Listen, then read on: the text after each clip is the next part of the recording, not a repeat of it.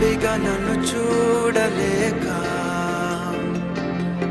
పాపముగా మారినావా,